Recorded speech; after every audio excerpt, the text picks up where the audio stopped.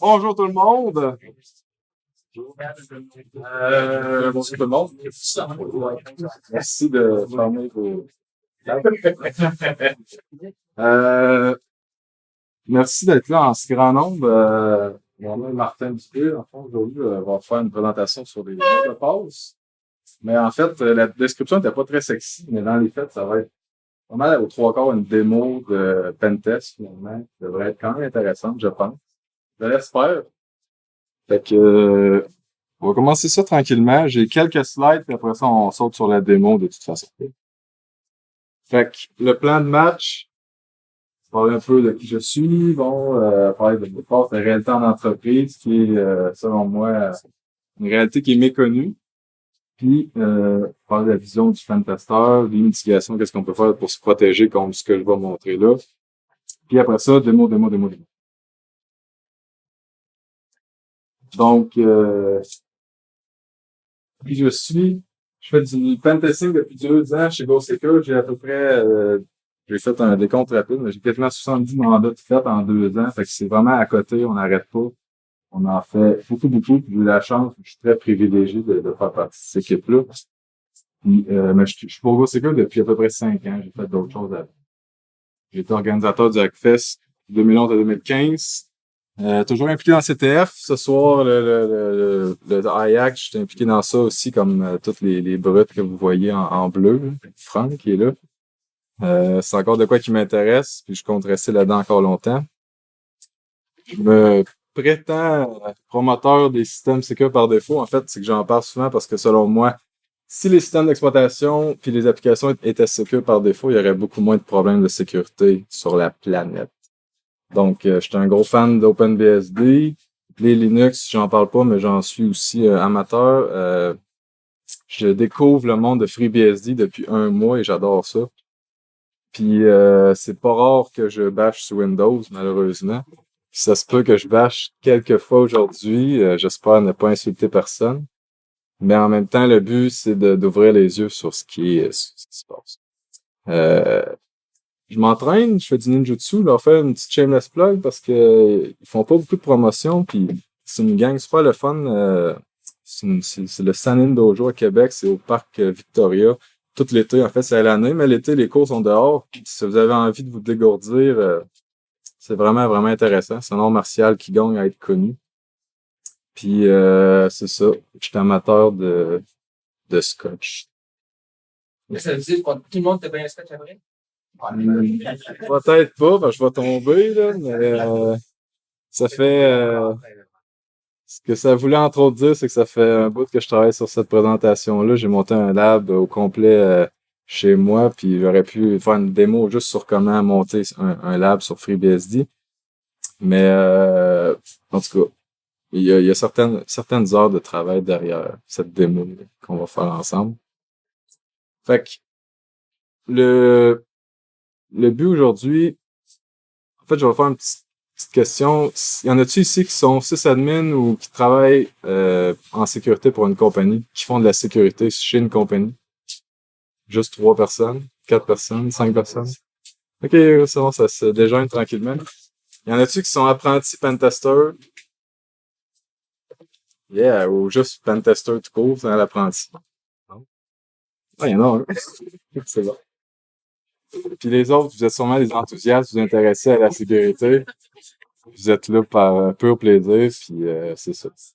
Fait que c'est sûr que je m'adresse beaucoup aux entreprises parce que ce qu'on va hacker tantôt, c'est vraiment des infrastructures qu'on retrouve pour des moyennes et grandes entreprises. Mais vous allez voir que le même principe s'appliquerait sur beaucoup de choses. Fait que l'objectif, première des choses, vous faire ouvrir les yeux sur des choses Microsoft, parce que pourquoi j'ai écrit ça, c'est que j'entends de plus en plus des gens me dire que Windows, c'est plus secure qu'avant. Et c'est vrai, mais plus secure qu'avant ne veut pas dire secure. Donc vous jugerez par vous-même, là, mais moi, c'est un combat que je prends. J'aime pas Microsoft. En tout cas. Puis l'autre truc, évidemment, on va parler de mot de passe parce que ça repose beaucoup là-dessus. Faut protéger l'humain contre lui-même, puis on a tendance à mettre des mots de passe faibles. Puis ça va beaucoup jouer là-dessus aujourd'hui, dans le fond. C'est que les gens mettent des mots de passe qui pensent soit sécures. Il n'y a pas de mécanisme en place pour empêcher les brutes force, des choses comme ça. Puis honnêtement, on parle de gros hacking web des fois ou d'exploits super sexy sur Twitter, mais en entreprise, c'est pas ça qui est utilisé. C'est carrément des techniques comme je vais vous montrer aujourd'hui. Fait que c'est un peu pour démystifier des techniques basiques, mais qui marchent énormément, puis que j'aimerais ça qu'ils marchent plus comme pentester, idéalement. Puis le but, c'est d'avoir du plaisir, parce que c'est le hack, c'est chill.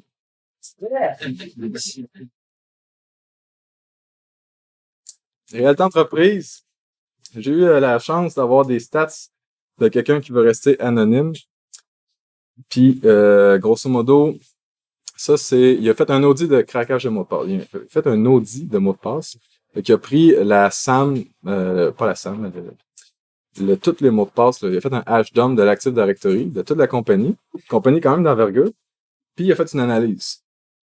Fait qu'on voit que il y a beaucoup de mots de passe qui ont au moins 8 caractères, ce qui est quand même bien parce que c'est ce qu'on recommande depuis longtemps.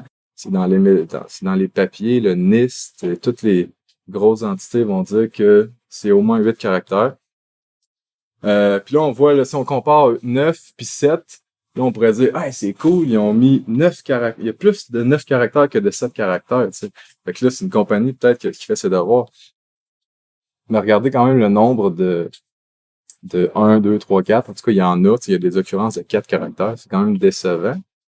Mais ce qu'il faut surtout comprendre, c'est la qualité de ces mots de passe-là. Ça ne repose pas sur la longueur. Ça repose sur les mots qui sont utilisés pour faire le mot de passe. Les mêmes mots de passe, ça, c'est des stats du top 5. C'est tout le temps, le top 4, il y a le nom de la compagnie suivi de 4 chiffres. OK, donc, nom de la compagnie 2017, nom de la compagnie 2020, nom de la compagnie 1, 2, 3, 4, 2016. Puis mon préféré, Winter 16. Ça pourrait être hiver 16, 2016, peu importe. Il y a plus de 200 mots de passe que c'est Winter 16. C'est quand même hallucinant. Ça se devine, là. Dans la même compagnie. Dans la même compagnie, ouais. Fait que ça fait partie du problème. Puis c'est ça qu'on va exploiter tantôt. En fait, il y en a énormément des mots de passe comme ça qui sont dans un AD. Puis on pense que parce qu'on a activé la complexité, ben on est secure, on suit les bonnes pratiques, etc. Mais pourtant, c'est pas correct. D'autres statistiques au niveau de la réutilisation, il y a 51% des mots de passe qui étaient réutilisés. Ça veut dire qu'ils sont utilisés au moins 2 fois. Le même mot de passe pour 2 comptes différents. C'est quand même pas cool parce qu'on sait tous qu'un mot de passe, ça doit être le plus unique possible. On devrait pas l'utiliser plusieurs fois. Puis, tous les mots de passe qui commencent par le nom de la compagnie, on avait 80%. Tu sais, si le nom de la compagnie, il est pas dans RockU étant le dictionnaire populaire pour craquer les mots de passe, ça aurait pas été possible. Fait qu'il faut savoir s'ajuster. On va le voir tantôt aussi. Faut pas juste prendre des dictionnaires sur Internet puis les utiliser. Il faut un peu aller une petite affaire plus loin. Mais le nom de la compagnie, ça marche régulièrement. Puis, résultat, ben, pour aller chercher ces stats-là, il y en a 99% qui ont été craqués. Moi, généralement, c'est plus du 60-70 que je revois, mais selon vous, c'est quoi qui a permis de rendre ça aussi facile? LM?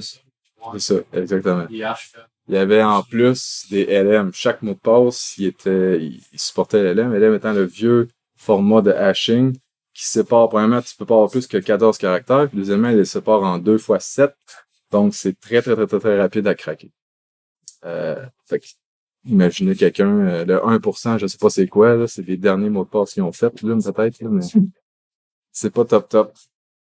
Fait que, quand on regarde ce genre de chiffres-là, puis qu'on fait du test régulièrement, on est amené à faire des analyses de risque par rapport à ça, puis c'est quand même pas tout le temps facile de vendre le point. Par exemple, on va parler de services exposés. Tantôt, on va s'attaquer à un Outlook Web Access qui est exposé. Il y a beaucoup de compagnies qui ont ça sur Internet.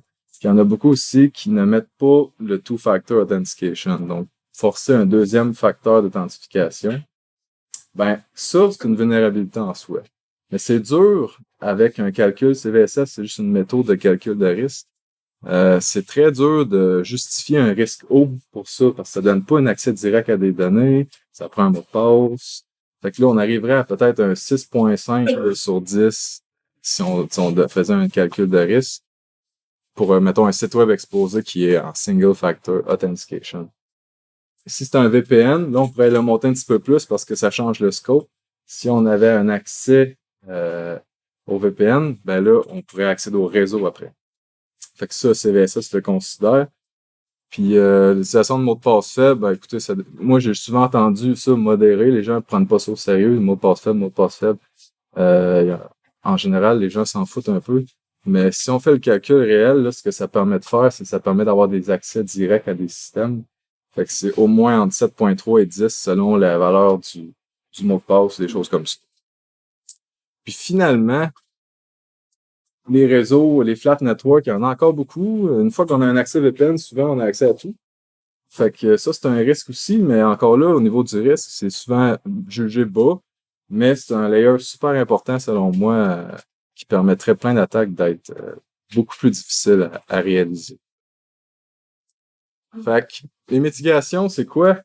C'est vraiment deux maudites niaiseries, puis j'irai pas dans les détails parce que ça se donne absolument rien. Le multifacteur d'authentification, c'est une mitigation super efficace pour se protéger contre les attaques par mot de passe.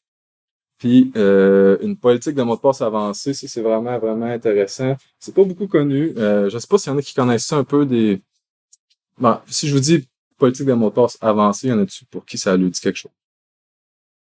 Il y en a-tu qui l'ont implanté en entreprise? OK. C'est quoi une politique avancée?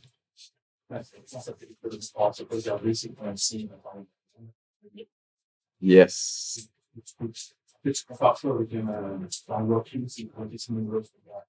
Exactement. C'est pas plus compliqué que ça. C'est par défaut dans Microsoft, tu peux activer la complexité de mot de passe, mais tu peux pas y dire bloque tel mot, tel mot, tel mot.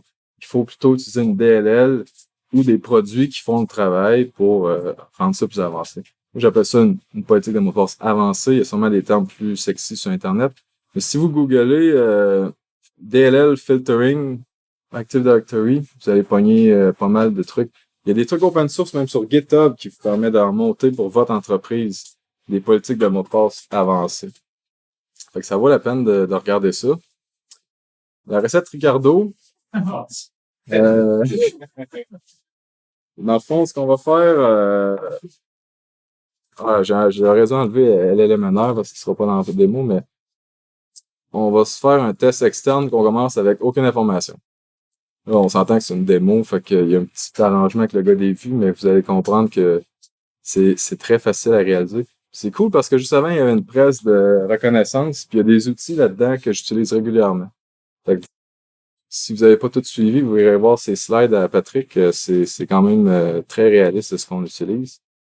Fait que, on va essayer de se bâtir une liste d'usagers parce que là, on a un OWA, on sait pas c'est quoi la nomenclature des SAM account names, donc des noms d'usagers des comptes de l'entreprise qu'on va attaquer.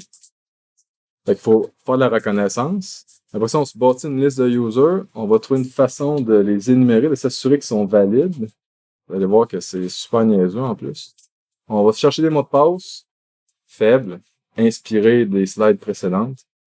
On va faire une attaque qui s'appelle du password preying, qui consiste à avoir une grosse liste de usernames, mais une petite liste de mots de passe pour ne pas locker, ne pas verrouiller les comptes. Avec ça, on va popper un shell.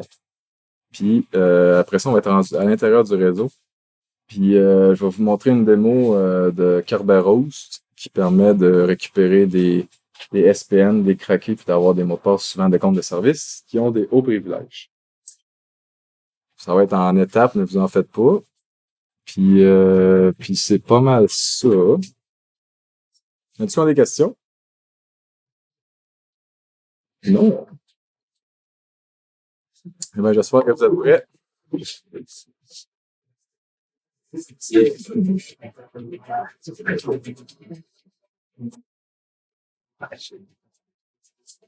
Vous connaissez tout ça?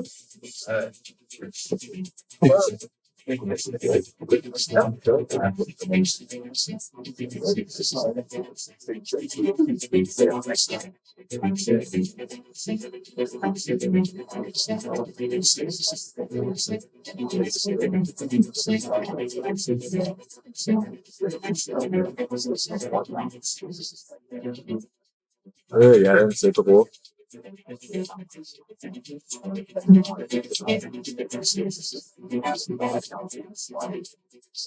Putain, c'est juste ça. Alright. Demo time.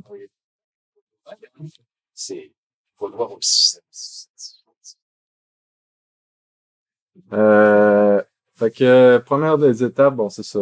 On s'attaque à une compagnie fictive, c'est un lab 100% à moi, fait que c'est super légal ce qu'on va faire là. On a un Outlook Web Access, c'est ça que j'appelais un OWA. En gros, c'est la version web pour accéder à ses courriels dans le monde Microsoft. C'est hébergé via la solution Exchange qu'on peut installer sur un Windows 2012. En fait, mon laboratoire, c'est deux Windows 2012, un Active Directory, un Exchange. C'est complètement patché, j'ai pas rien changé de configuration. Ce que je tiens à dire, c'est que c'est tout par défaut. OK? C'est une installation par défaut, ce qu'on va faire là. Puis mes postes de travail, il y a un compte qu'on va attaquer, qui lui, c'est un Windows 10. Dernière version du kernel, je me souviens pas de son nom. Creator Edition, tout de même. Puis, encore là, config par défaut, j'ai installé Office 2013 juste parce que j'avais lui chez nous. 2016, ça marche, je l'ai fait. Puis c'est ça. Fait que, première affaire, on doit trouver le nom de domaine. Je l'ai écrit ici, mais d'habitude, on l'a pas. Il faut trouver le nom de domaine de la compagnie. Parce que la façon qu'on s'authentifie, on met le nom de domaine, on met le nom d'usager, puis on met le mot de passe. Fait que, une des façons de faire, je le fais avec Metasploit, mais honnêtement, il y aurait moyen sûrement de le faire de façon bien plus rapide. Metasploit, il y a un plugin qui s'appelle OWA Login.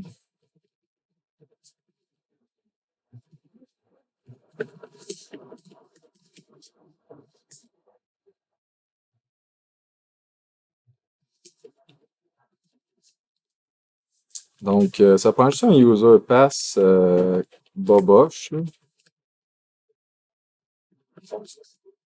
n'y a pas besoin de fonctionner.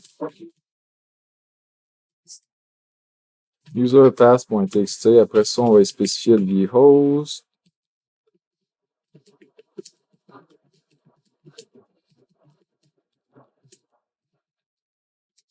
C'est parce que des fois, on a nos façons de travailler. Il y a sûrement une façon bien plus rapide, j'en conviens. Puis, à un moment donné, l'idée, c'est juste que ça marche. Fait que là, il a essayé un user pass random. Puis, en fait, la première affaire qu'il teste dans ce script-là, c'est de dire c'est quoi le domaine. Fait qu'il fait un échange NTLM. Puis, dans l'échange, on retrouve ce domaine-là. Fait que le nom de domaine, c'est lab. Puis là, avec burp, on est capable de dire, ben, OK, lab, user, ABCD. Évidemment, ça n'existe pas. Ça n'existe pas, mais vu qu'on est... Hey, salut, Mister. On est en proxy ici. Ça, c'est burp. Puis un Firefox, dans le fond, je vais juste proxyer mes requêtes dans burp. Puis je suis capable d'aller travailler à partir de là. J'utilise beaucoup burp. C'est un excellent outil. Malheureusement, il a besoin d'une licence pour avoir toutes les fonctionnalités. Mais la version gratuite est quand même pas mauvaise. Tout ce que tu peux pas faire avec, c'est enregistrer tes résultats, enregistrer l'état en fait, puis il y a une throttling. On est limité en vitesse quand on fait une attaque comme ce qu'on va faire. Fait que le post request ici, c'est ça qu'on va répéter plusieurs fois. Mais juste avant, pour être sûr, je vais comme clairer mes cookies parce que je l'ai fait plusieurs fois.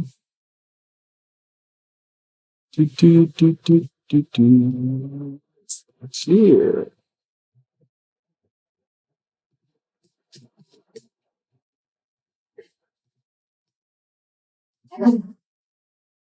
Alright, puis ça, on va l'envoyer dans l'intruder. Intruder, ça prend une requête, puis c'est capable de la répéter plusieurs fois en changeant certains paramètres. Fait que si on fait un clear, nous, ce qu'on veut, la première étape, c'est énumérer des usagers qui existent.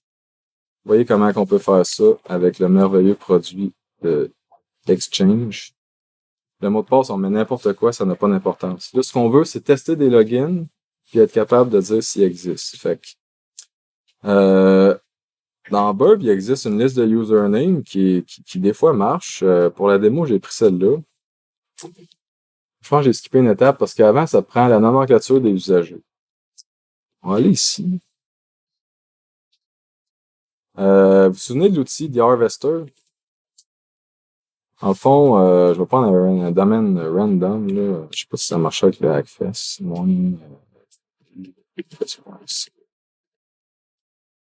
En gros, ça va vous sortir des courriels, des vhosts, des affaires de même.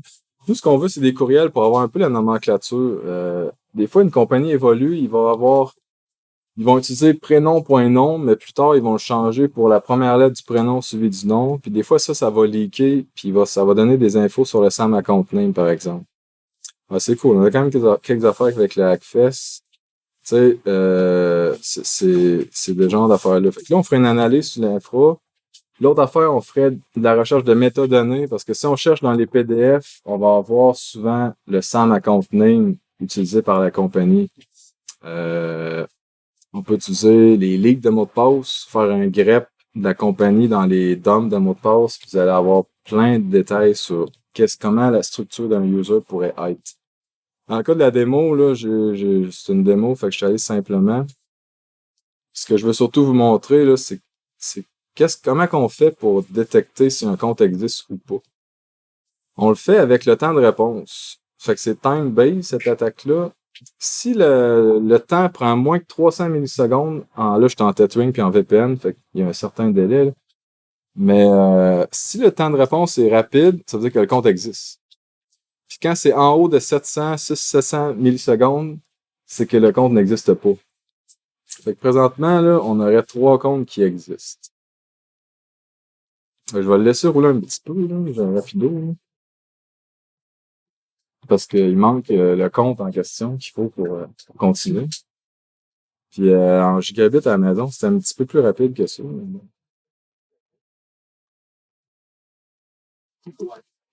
Fait que, grosso modo, C'est un cadre, c'est un petit réseau, tu peux prendre le fil réseau. je pense qu'il y a des ports débloqués. Bon, ça va. Bon. Fait que là, vous comprenez le principe. C'est quand même simple. Le temps de réponse. Ça, là, c'est une vulnérabilité en soi. Okay? Si on trouve ça sur un produit, on le soulève toujours. C'est pas normal d'être capable de dire si un user est valide ou pas. Que ce soit par le message d'erreur ou que ce soit par le temps de réponse, ça devrait pas être possible. Ce n'est pas normal. C'est quoi la logique en arrière? Pourquoi le temps de réponse? Je le sais pas. Je sais pas exactement pourquoi. Hein? Les processus de vérification sont différents. Le temps que tu as le temps que tu modifies, et quand tu matches, le temps de réponse plus rapide, le temps que tu vas pas lister. C'est-tu l'AD qui cause ce délai-là? Non, on a Outlook derrière. C'est Exchange. Comme c'est géré par rapport à Microsoft. Au moment où il fait son try, il n'y a pas de timeout. Peut-être l'utilisateur, puisqu'il le voit. Au moment où il le voit, il fait pas genre un test de toute la base, il a déjà tout. Au moment où il reprend, il passe au mot de passe. Parce que la requête, dans le fond, Et là, la requête est la réponse, il vient de la tester rien que pour l'utilisateur. Puis, il n'y a pas de timeout. Fait que, dans ce cas-là, imaginez une liste de 1000 users, parce que là, si vous faites vraiment l'exercice comme il faut, vous allez avoir une énorme liste de usernames, puis que après vous allez essayer de trouver leur mot de passe. Puis il suffit souvent un seul mot de passe pour soit pop un shell, soit avoir un accès VPN, puis avancer dans la compagnie, puis finalement faire un breach. Fait que là, on va juste... C'est-à-dire que tous les users, c'est une seconde. Mais ouais. Ça sera bon, ça. je suis pas certain que tout le monde accepte. Et ça, je n'ai plus le règle. C'est max, une métadonnée. Si tu la mets à vrai, tu mets ensuite son autre variable à la minute. C'est 60 secondes. C'est une seconde. Tu peux le faire. Fait que là, on a extrait notre liste de users. La deuxième étape, c'est qu'on va prendre cette liste de users-là, puis on va faire du password spraying.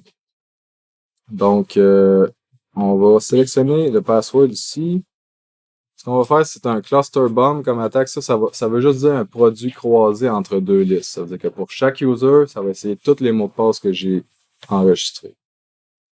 Produit croisé, rien de plus compliqué. Fait qu'on va, rien de plus simple.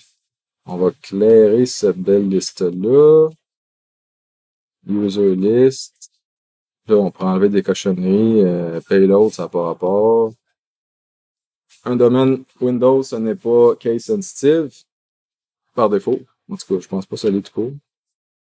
Etc. Fait que là, après ça, la deuxième liste, ça, c'est une liste de mots de passe.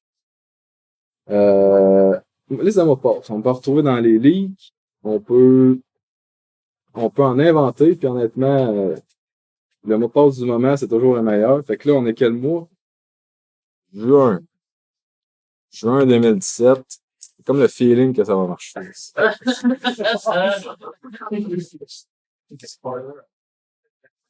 Mai 2017, avril 2017. Faut pas trop en mettre. Parce que là, faut pas verrouiller de compte. Sinon, là, on va avoir l'air d'une gang d'épais. Si on est une compagnie de pentest puis on lock tous les comptes du domaine, on est dans le trou.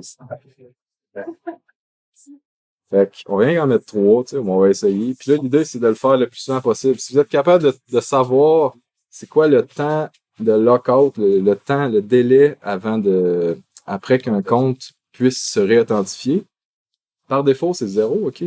Par défaut, là, dans l'environnement que j'ai là, je pourrais sprayer avec tous les mots de passe possibles, puis je serais jamais locké.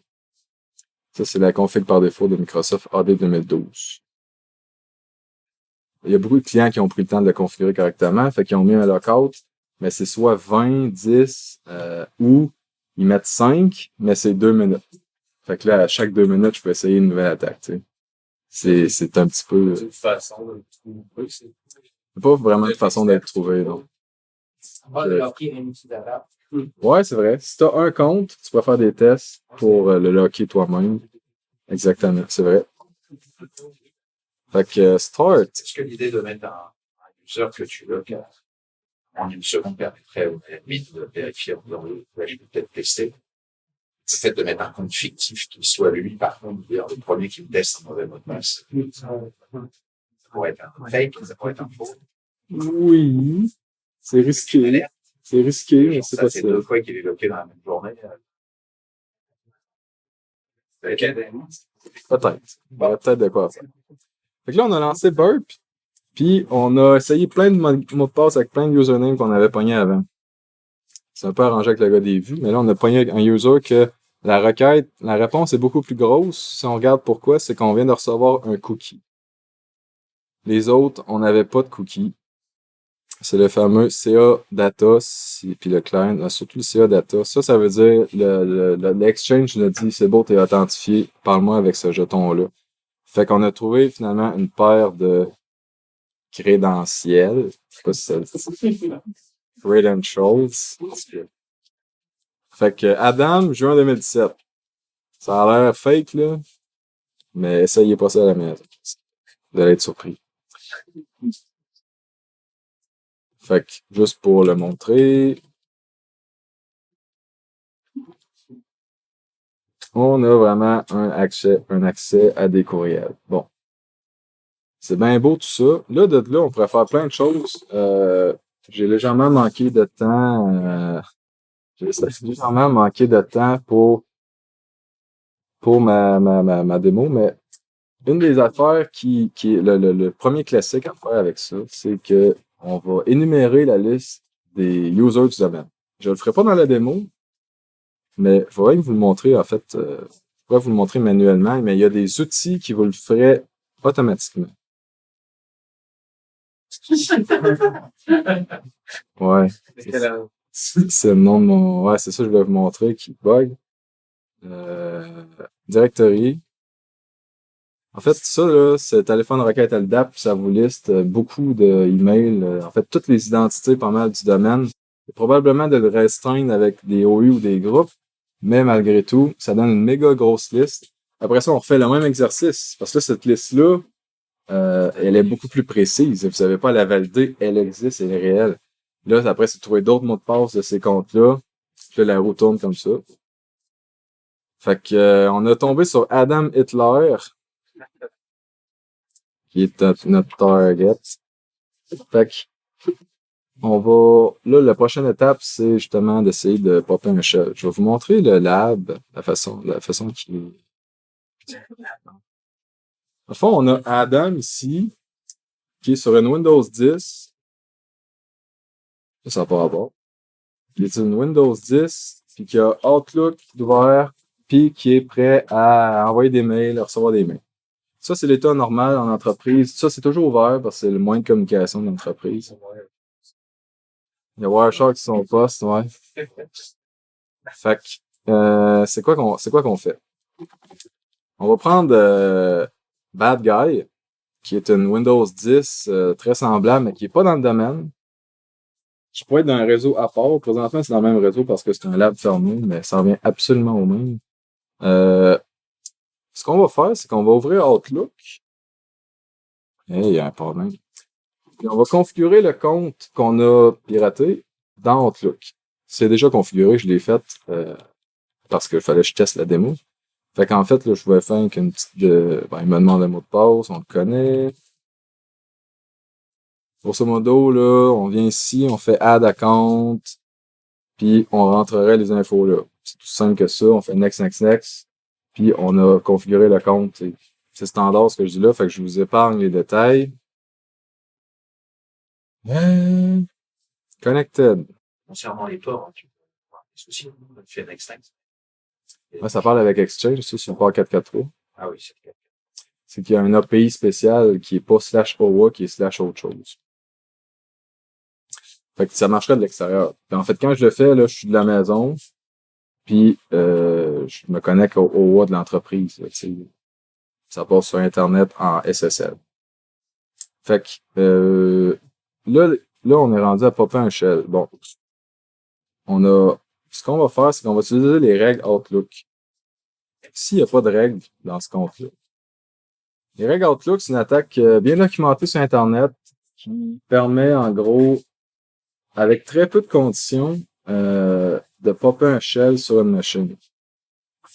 Tout ce que ça prend comme prérequis, c'est que le Outlook soit ouvert, puis que la machine ait accès à Internet. Je pense que c'est pas mal les deux critères.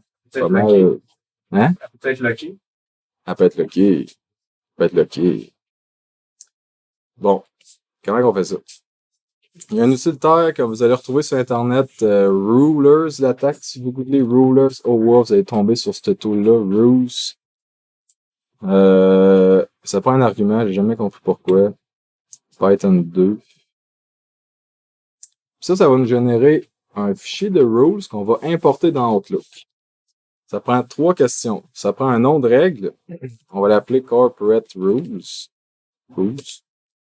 En fait, on mettrait juste un nom furtif là, qui a pas l'air genre je te hack présentement. Sinon, ben le gars qui regarde ses règles, il va faire hey, il se passe de quoi? Là, l'idée pour exécuter une règle, c'est qu'il faut qu'il y ait un comportement qui se passe.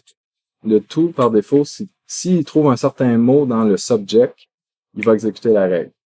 Fait que moi, c'est un démo, j'avais écrit genre pawnage. Fait que si on écrit un mail avec pawnage dans le subject, on va exécuter le chose. Puis après ça, ça prend un file path. En gros, on va lui dire où aller chercher son programme.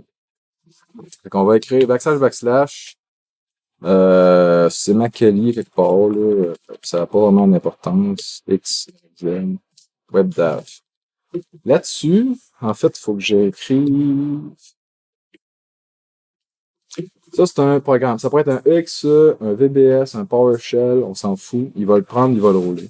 HTA, ça marche bien, c'est genre juste magique. C'est tellement fiable. Puis en tout cas, ça bypass les antivirus en plus, by the way. Facilement. Fait que ça, c'est juste le path. Ça, faut que ça existe sur un site web, sur Internet. Je vais vous parler des détails tantôt. Fait que ça fait un fichier tc.rwz. Ce qu'on a à faire, c'est l'uploader sur la machine, puis faire un import. Je le copierai pas, il est déjà sur la machine, mais c'est exactement les mêmes paramètres. Fait qu'on est bad guy. On s'en va dans le fichier de règles. On va faire options, import.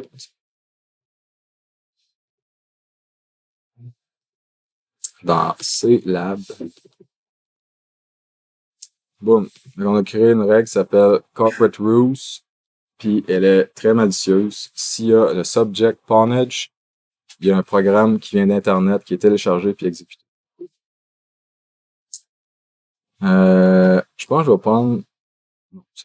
Puis, ce qu'on va faire aussi pour être un peu plus furtif, parce que, tu sais, c'est plate de recevoir un mail qui s'écrit pawnage, c'est zéro subtil. Fait que, on va y dire que le courriel doit avoir le mot, s'il reçoit le mot pawnage, on va l'effacer. Mais la règle, on va la processer après. Fait qu'on va y dire ici, ça, delete. Fait que s'il y a le mot pawnage, on delete, puis on la met après corporate rule, très important. Fait qu'il va exécuter le shell, puis il va effacer le email frauduleux. C'est tout. Puis là, si je prenais ce Outlook-là pour m'écrire un courriel puis faire un trigger de l'attaque, ben, je ne mets pas pris un shell sur ma machine. Fait qu'on va le faire avec le web. En fait, je vais même fermer ça parce que c'est rendu dangereux.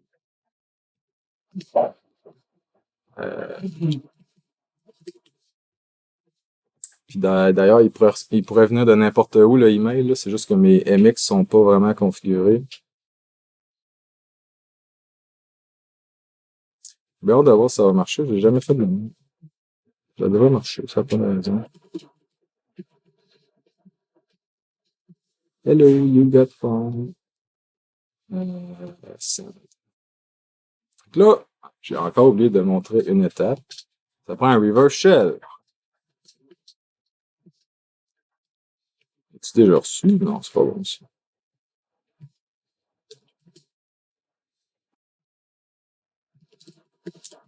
« 14h18. Oh, c'est parti. Là, ce qui se passe, il y a un peu de magie là-dedans. J'ai fait un //, mais pourquoi que je vais avoir des logs Apache? Ce qui s'est passé, là, c'est que c'est un comportement un petit peu particulier que je trouve bizarre, mais il y a sûrement des raisons derrière ça. Microsoft, Windows, comment qui fait ça, c'est que s'il se rend compte que le serveur Samba, le service SMB ne répond pas, ce qui est le cas, j'ai pas de Samba sur cette machine-là, le Pocket 4.5 qui est pas ouvert. Après 3 tentatives, il va faire un fallback en WebDAV. Ça, c'est WebDAV, c'est http:// l'IP que vous avez vu, mdub, Kali, / WebDAV. Puis là, on le voit, il a fait le call options pour avoir des infos. Profine, c'est quoi qu'il y a dans ce répertoire-là? Get, il téléchargé le malware, puis on a un code d'erreur 200. Ça veut dire qu'il l'a téléchargé pour vrai. Puis je peux vous montrer, juste pour le fun, là. C'est dans HTML, c'est le root, c'est carrément un répertoire HTTP web avec le module WebDAV installé sur Apache. Entre-temps, nous avons un shell. Ah, ben, un deuxième parce que je l'avais testé juste avant.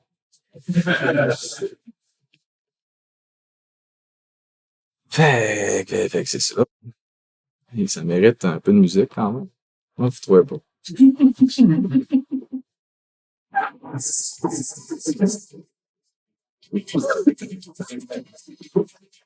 m'attends pas, désolé.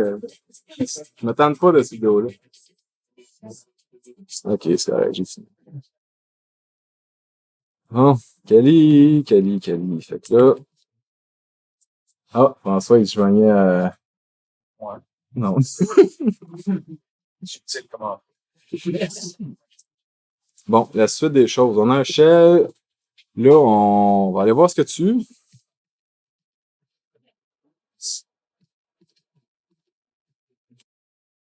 C'est tout. Je vais tuer la liste. Merci. Suivez. Bon.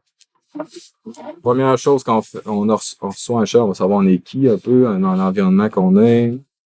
On est dans quel réseau? 172.1. Je suis qui? OK, je suis un compte de domaine. Je suis dans quel groupe?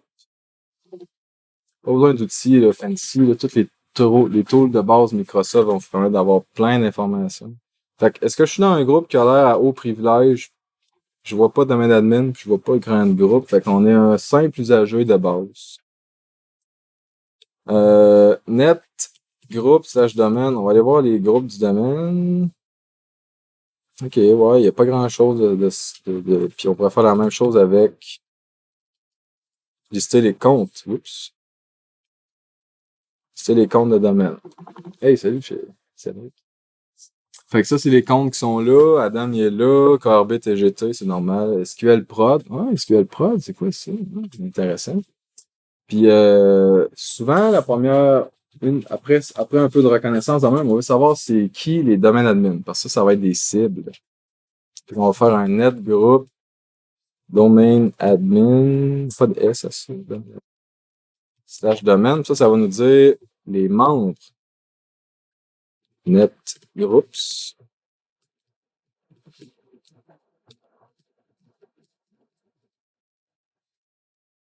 C'est-tu de... 5 c'est pas sûr.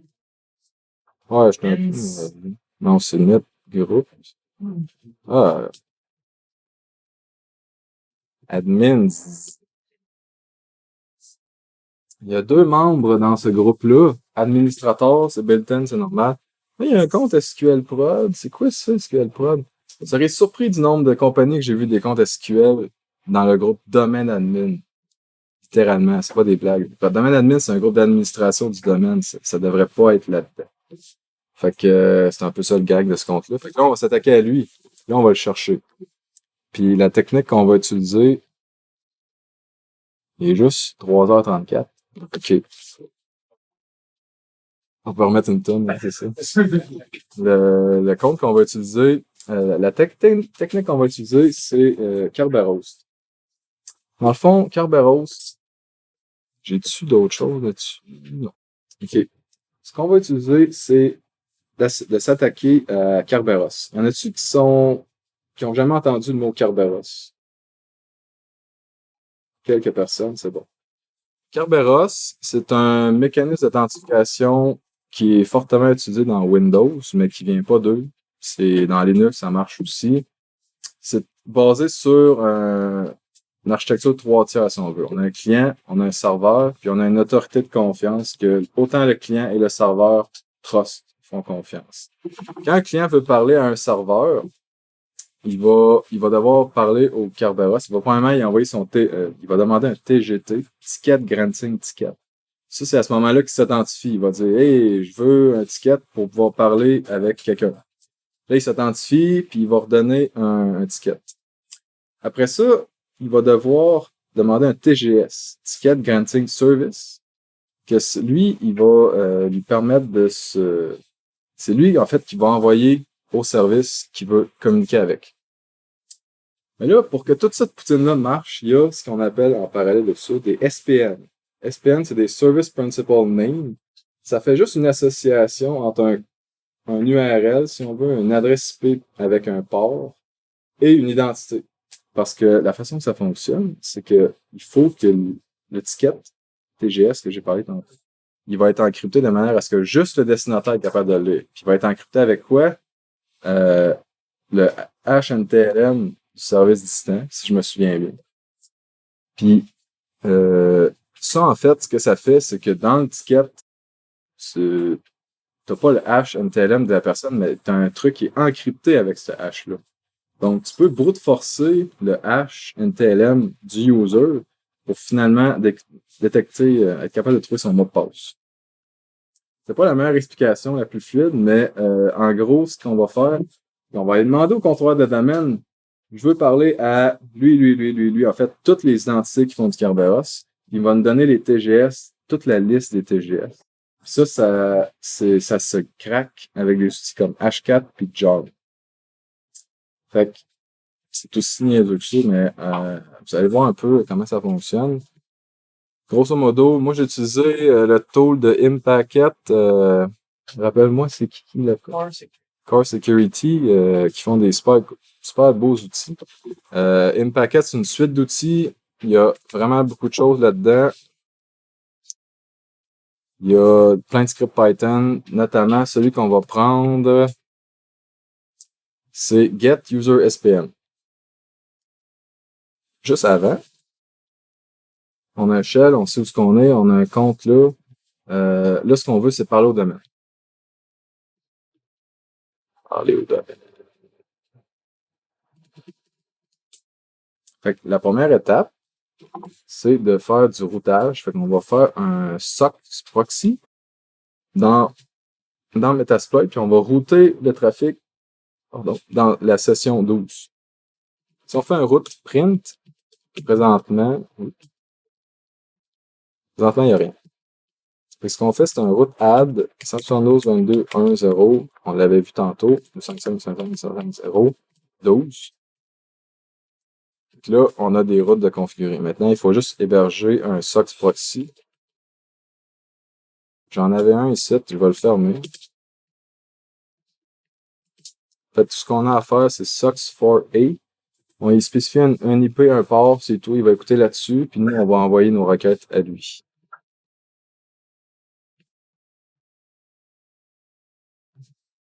Fait que pour proxyer du data, moi, j'utilise ProxyChain. Il en existe plusieurs. En gros, ProxyChain, c'est comme un wrapper.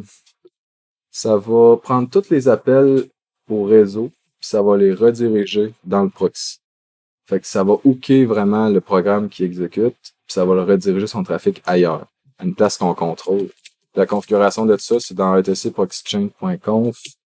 Puis en bas, là, on retrouve justement plein de lignes qu'on peut spécifier, SOX4, un IP, un port. Fait que, bref, si je fais ProxyChain une commande, ça va envoyer tout dans le proxy. Fait qu'on a la ligne ProxyChain ici, Python 2, get user SPN.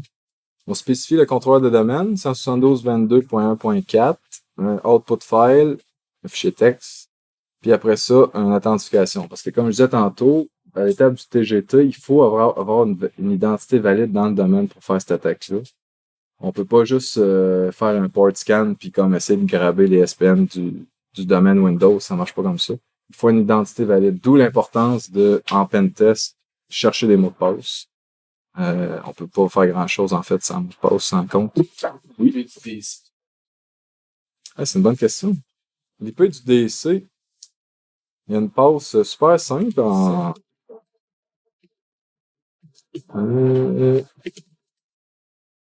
Il y a sûrement beaucoup de techniques, mais une des techniques que je trouve super niaiseuse et efficace, c'est que le domaine, un NSLOOKUP du domaine répond toujours à un DEC. Tu peux pas ton logon server aussi. Logon server, AD01. Ouais. Ah ouais. Exactement. Moi, j'aime, c'est bon, ça. Si, lui, il pourrait en sortir plusieurs. Lui, ça va dire celui le plus proche, probablement. Celui qui t'a identifié aussi. Le? J'ai pas compris. ODS. Explique-nous, vas-y. Hein? Vas-y. Ben, il me semble que c'est ODSE, mais quand tu veux faire une requête LDAP, tu n'as pas besoin de spécifier le nom du serveur. Ah, tu ferais une requête LDAP, mais sans route. D'accord.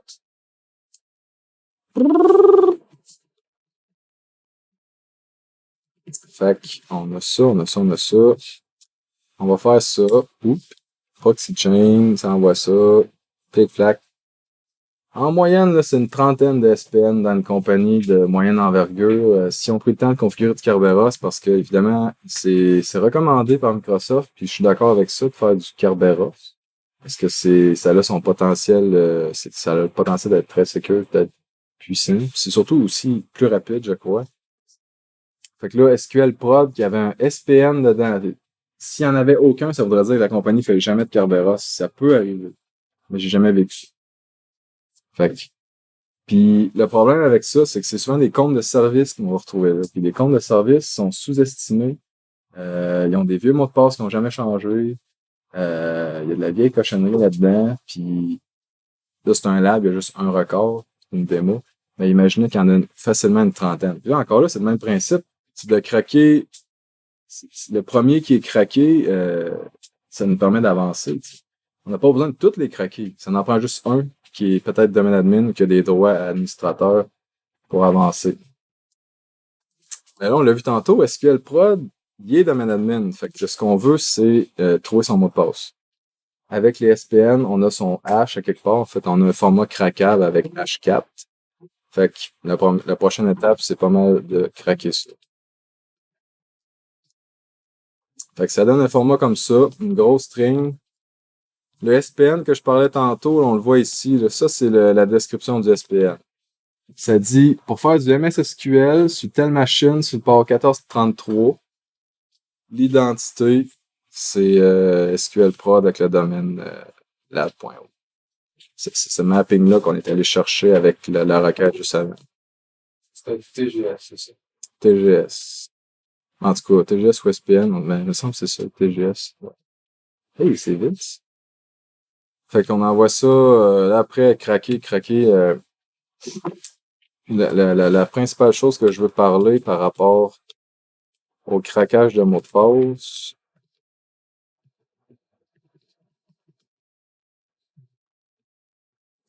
c'est que on parlait tantôt, on voyait les mots de passe de 8 caractères sur une des premières slides. On pense, moi j'entends encore souvent là, qu'un mot de passe de 8 caractères, ça devrait être pas trop dur à craquer. Puis il y en a qui disent que 9 caractères, ça devrait être vraiment tough. Puis 10, c'est genre impossible. Ça, sérieusement, il faut arrêter de penser ça. Puis c'est une des raisons pourquoi je voulais faire une présentation aujourd'hui, c'est que ce message-là, là, je suis capable de l'entendre. Là, on va craquer un mot de passe de 18 caractères, puis ça va prendre 5 secondes, puis pourtant, ben c'est ça. Je pense que ça va prouver le point, mais encore là, il faut comprendre pour le voir.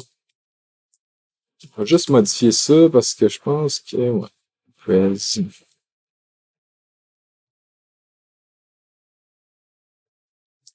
La ligne de commande ici, ce qui est super à la mode, puis by the way, il y a une track de cracking de mot de passe. C'est cool que tu arrives direct là, Vince.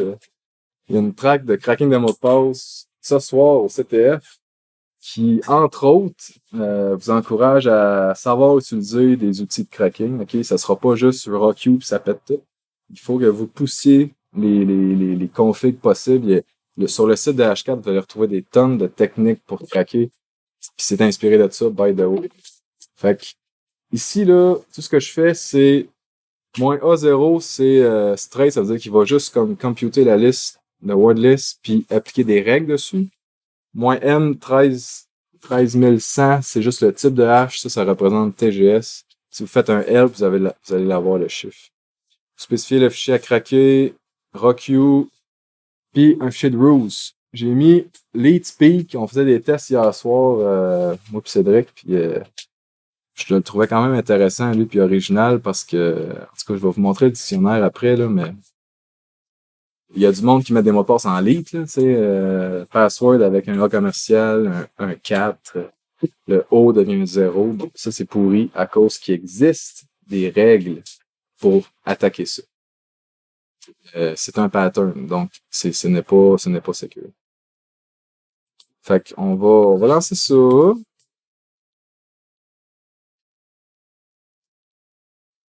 RockU, je me souviens pas du nombre de caractères, mais il y en a en tabarouette. Pouf! Ok, ça a pris 9 secondes, incluant le temps de partir H4. Ça fait plus long qu'on fait le kernel de cracking que C'est ça. C'est quoi le mot de passe?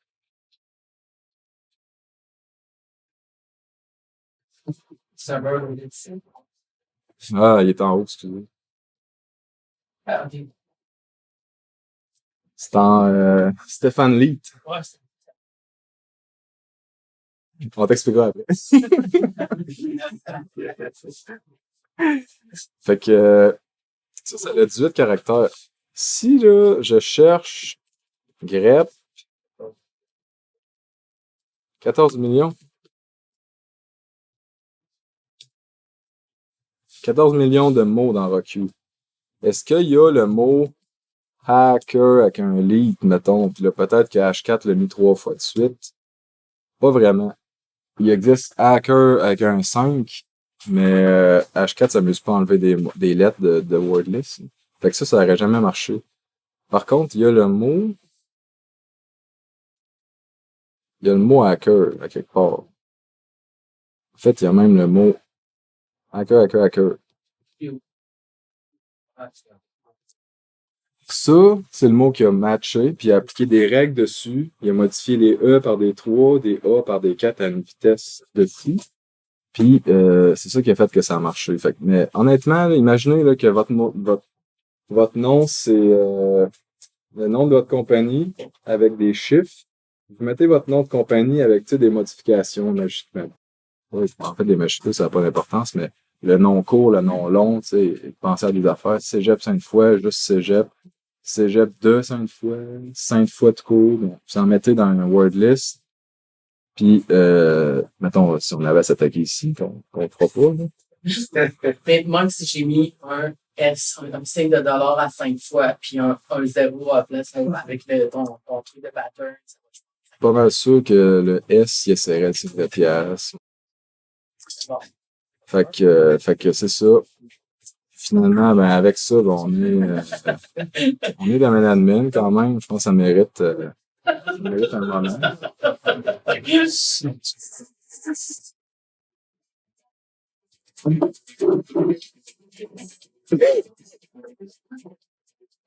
Ça a vraiment été trop rapide. Ouais, c'est un court-métrage sur YouTube. Ça s'appelle Kung Fury. Ça dure 30 minutes, mais c'est très, très, très bon. Ouais, c'est des parodies plein d'affaires. C'est geek, là. Faut être dans l'univers du hacking pour apprécier, je pense.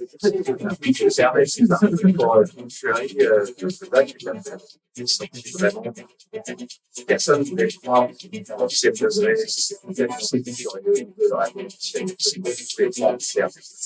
sa version. Il a besoin que ce soit collaboratif avec lui, ça fait possible pour qu'il puisse réavoir auprès du producteur et faire suffisamment d'argent pour finir. Je invite vraiment à aller voir et à l'expliquer. OK. On m'attend vraiment à la version. C'est bon. Fait que c'était pas mal ça. J'ai pas d'autres slides. C'est pas mal la fin de la La démo. longueur de mot de passe. Ouais. Si on allongerait le mot de passe, c'est une longueur qui est plus dure à craquer ou. Non, hein. Ben, je sais qu'il y a des limitations dans H4, là. Après 27 caractères, il y a des problèmes. À cause du charset utilisé. Je connais pas les détails, mais c'est comme, ça se bypass sûrement et ça se corrige sûrement. Fait que c'est pas une vraie limitation. Moi, ce que j'encourage, c'est la qualité des mots de passe, là, puis des passphrases aussi. Tu sais, vraiment, c'est rare que, mais je sais pas c'est quoi la limite exacte, mais je pense pas que si tu prends 8 mots de Roku, puis que tu concatènes, puis que tu écris une phrase avec des adverbes en chaque, puis des déterminants, puis tout, une phrase, une passphrase, je suis pas mal sûr que ça serait pas mal plus compliqué à craquer. Okay. Au moins, tu sortirais d'un dernier, ce qui est déjà mieux. Peux-tu faire des tests sur différents formats de hash? Ah ouais, on pourrait parler des hash types aussi. MTLM, ça craque à la vitesse de la lumière. Ouais. C'est du RC4 avec une couple de modifications. C'est pourri. Ça aurait dû être amélioré. Aujourd'hui, il existe Bcrypt, Scrypt qui peuvent, dans le hash, dans la config du hash, tu peux avoir un nombre d'itérations. Donc, ça crée de la lenteur. Parce que une bonne partie de la sécurité d'un hash, c'est sa lenteur. Ça doit être lent. En rajoutant un sel au hash, Ça complexifie aussi, effectivement. Quand on a une base de données avec une application web, si on met un salt dans l'application web, si je me fais domper ma base de données, ça prend le salt pour les craquer. Évidemment, il faudrait avoir un bon salt, mais c'est une approche, effectivement. Il y a plein de façons de se prémunir de ça. Là, je voulais juste parler en entreprise d'un des cas réels. Mais effectivement, si Windows prenait du Bcrypt, ça serait très long. Écoutez, j'avais fait le test avec du Bcrypt 2 exposant 12 itérations. Là. C'est un des gros chiffres. On peut mettre plus encore, mais Il a une cracking box avec 3 cartes GPU qui compute en malade.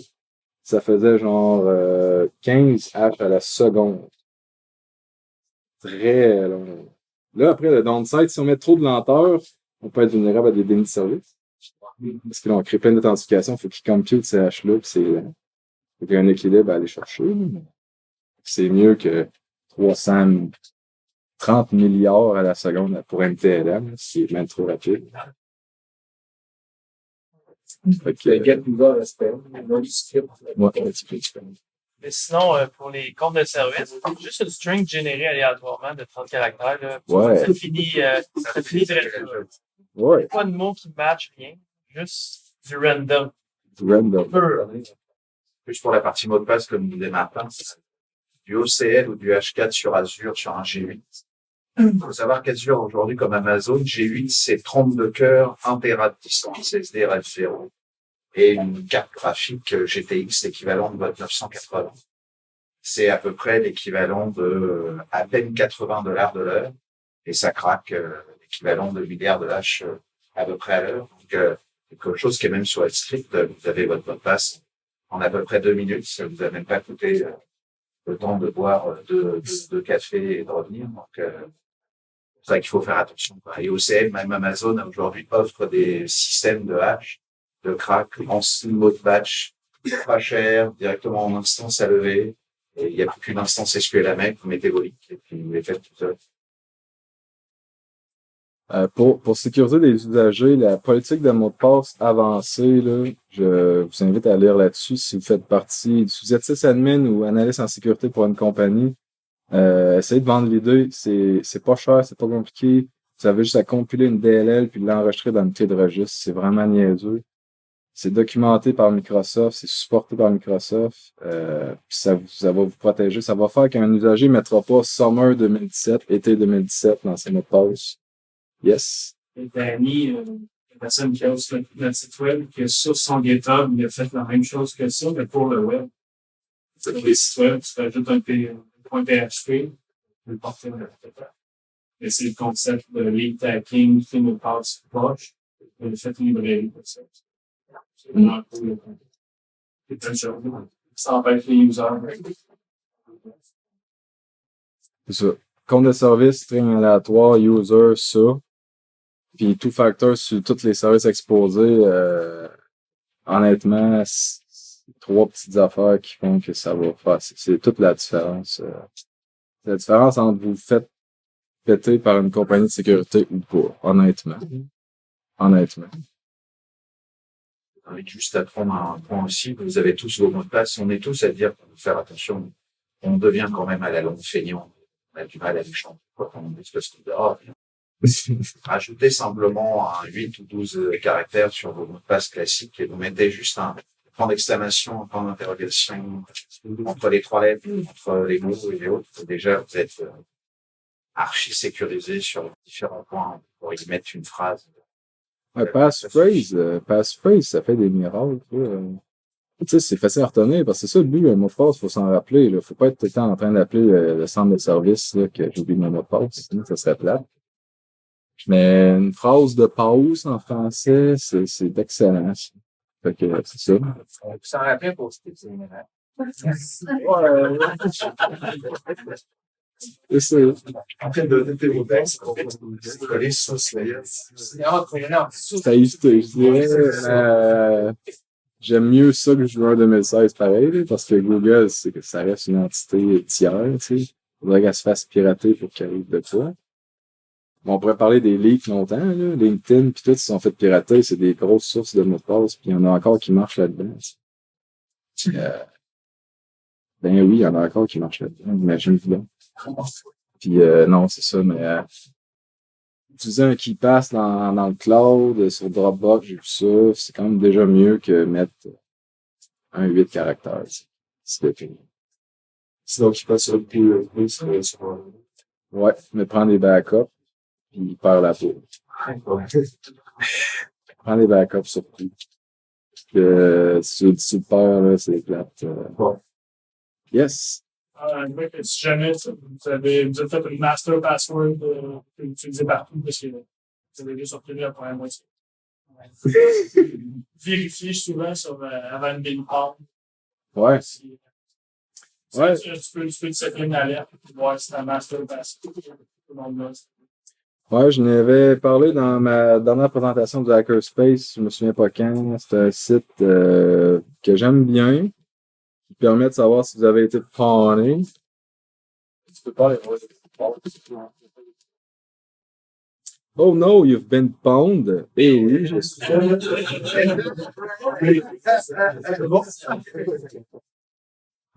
LinkedIn est belle, effectivement, j'étais dedans. Si vous trouvez ça drôle, je pourrais en mettre d'autres, il y a encore plus de résultats. Je savais pas c'était quoi, mais c'était in.exploit, je pense. Je sais Ça pas. dit que c'était pas vérifié, si je peux le remarquer.